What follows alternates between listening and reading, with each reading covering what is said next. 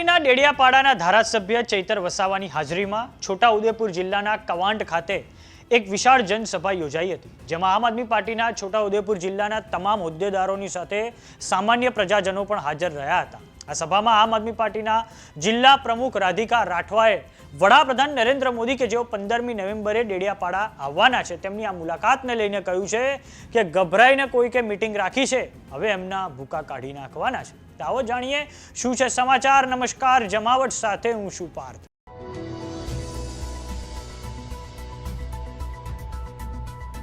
વડાપ્રધાન નરેન્દ્ર મોદી ભગવાન બિરસા મુંડાની 150મી જન્મ જયંતિના ઉજવણીના ભાગરૂપે 15મી નવેમ્બરે નર્મદા જિલ્લાના ડેડિયાપાડા ખાતે આવવાના છે। પીએમ મોદીના પ્રવાસની જાહેરાતથી દક્ષિણ ગુજરાતની રાજનીતિમાં બરાબર ગરમાવો આવી ગયો છે। તો થોડાક સમય અગાઉ છોટાઉદેપુર જિલ્લાના કવાંટ ખાતે ધારાસભ્ય ચૈતર વસાવાની હાજરીમાં એક સભા યોજાઈ હતી, જેમાં આમ આદમી પાર્ટીના જિલ્લા પ્રમુખ રાધિકા રાઠવાએ એક અનોખા અંદાજમાં પીએમ મોદીની આ મુલાકાતને લઈને કટાક્ષ કર્યો છે અને કહ્યું છે કે ચૈતરભાઈ, તમારો ખૂબ ખૂબ આભાર કે તમે અમારી ધરતી ક્વાંટમાં પધાર્યા। સવારથી જ આમ આદમી પાર્ટીની આ સભામાં હાજર ના રહેવા માટે કાર્યકરોને ધમકાવવામાં આવી રહ્યા છે। આવનારા સમયમાં તાલુકા પંચાયત અને જિલ્લા પંચાયતની ચૂંટણીઓ આવે છે, તો હવે એમને ખબર પડી ગઈ છે કે તેમનો સૂર્ય આથમવાનો છે, એ લોકો હવે ફેંકાઈ જશે। પણ હવે કોઈ પણ કાવતરાથી અમે ડરવાના નથી। પીએમ મોદીને ગેસ સિલિન્ડરના ભાવ જે વધી ગયા છે તે હવે નથી દેખાઈ રહ્યા। તો આવો સાંભળીએ આમ આદમી પાર્ટીના જિલ્લા પ્રમુખ રાધિકા રાઠવાએ શું કહ્યું છે।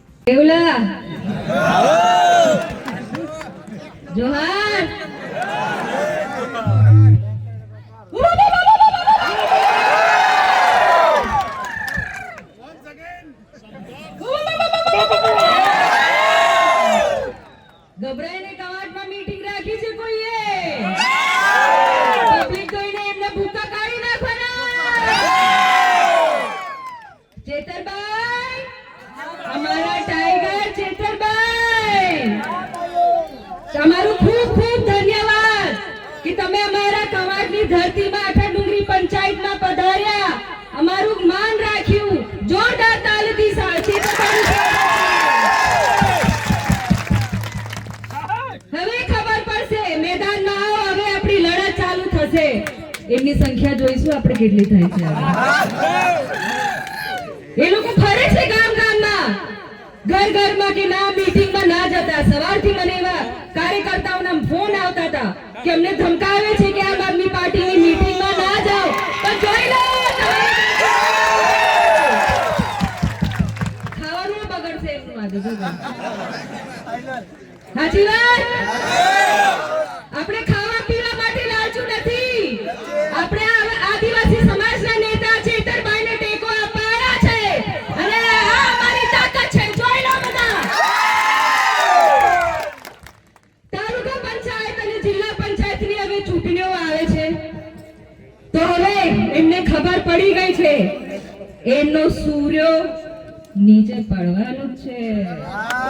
એ લોકો હવે તાલુકામાં ફેંકાઈ જવાના છે, જિલ્લામાં ફેંકાઈ જવાના છે કે ઘણા કાવતરું એ લોકો કરવાના છે, પણ અમે ડરવાના નથી મારી બહેનો।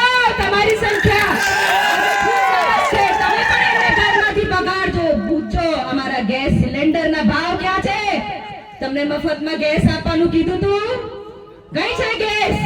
ઘરમાં ઝઘડા થતા હશે, હાક્યું નહીં? અમારો ચૂલો સળગાવે પ્રધાનમંત્રી હમણાં બનીને બેસી ગયો છે દિલ્હીમાં, એવું કહેતા હતા મારી બહેનો તમે ચૂલો સળગાવો છો, ધુમાડો નીકળે, મારી આંખથી આંસુ નીકળે, તમારો આંસુ જોતો હવે આંસુ નહીં દેખાતા। હવે ગેસ સિલિન્ડર ખાલી મજાકમાં આપેલું, હવે તો ખૂણામાં પડેલું છે ગેસ સિલિન્ડર। હમણાં પણ આપણે હળગાવીએ છીએ, સાચી વાત કે નહીં? લાકડીઓથી નહીં, ધુમાડો છે કે નહીં? તો કેવી ગોળી આપે છે, વિચારી લો। કવાટના કેટલા પ્રશ્નો છે, નર્મદાના પ્રશ્નો છે, ખંડીબારી ડેમના પ્રશ્નો છે, પાણી નથી આવતું, કરોડોની ગ્રાન્ટ ફાળવી દેવામાં આવી છે, ખબર ને તમને? કેટલા લોકો વિસ્થાપિત થઈ ગયા છે, અમારા 28 ગામને વિસ્થાપિત કરવાના છે। 28 ગામ ડુંગર આવેલા, તમારા ઘરને હવે તમને બચાવવાનું છે। આપણે આપણી જમીન બચાવવાની છે, આપણું અસ્તિત્વ આપણી જમીનથી છે, ના કોઈના પાંચ।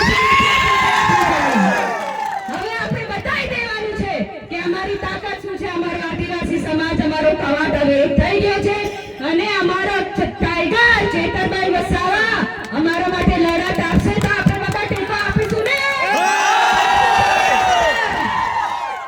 ખૂબ ખૂબ ધન્યવાદ.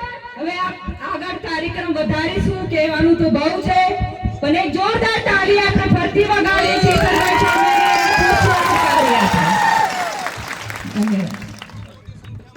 વાત કરીએ વડાપ્રધાન નરેન્દ્ર મોદીની, તો પીએમ મોદી 15મી નવેમ્બરે દિલ્હીથી સીધા સવારે 8 કલાકે સુરત એરપોર્ટ પર ઉતરાણ કરશે અને જ્યાંથી સીધા હેલિકોપ્ટરમાં નર્મદા જિલ્લાના ડેડિયાપાડા આવશે અને તે પહેલા દેવમોગરા માતાજીના દર્શન માટે પણ જવાનું નક્કી થયું છે. દર્શન કરીને પીએમ મોદી ડેડિયાપાડા ખાતે સભા સ્થળે જવા રવાના થશે. આમ પીએમ મોદીની આ મુલાકાતથી દક્ષિણ ગુજરાતના રાજકારણમાં ગરમાવો આવી ગયો છે. સાથે જ હવે આમ આદમી પાર્ટીના જિલ્લા પ્રમુખ રાધિકા રાઠવાનું આ જે નિવેદન છે તે પણ ખૂબ જ સોશિયલ મીડિયામાં વાયરલ થઈ રહ્યું છે. તો રાધિકા રાઠવાની આ વાતને લઈને તમારું શું માનવું છે અમને કોમેન્ટ બોક્સમાં લખીને જરૂર જણાવો. જો તમે અમને યુટ્યુબ પર જોઈ રહ્યા તો સબસ્ક્રાઇબ કરો. જો તમે અમને ઇન્સ્ટાગ્રામ અને ફેસબુક પર જોઈ રહ્યા તો ફોલો કરો. સાથે જ અમારી વોટ્સઅપ ચેનલ આવી ગઈ છે, જોઈન કરવાનું ના ભૂલતા. નમસ્કાર.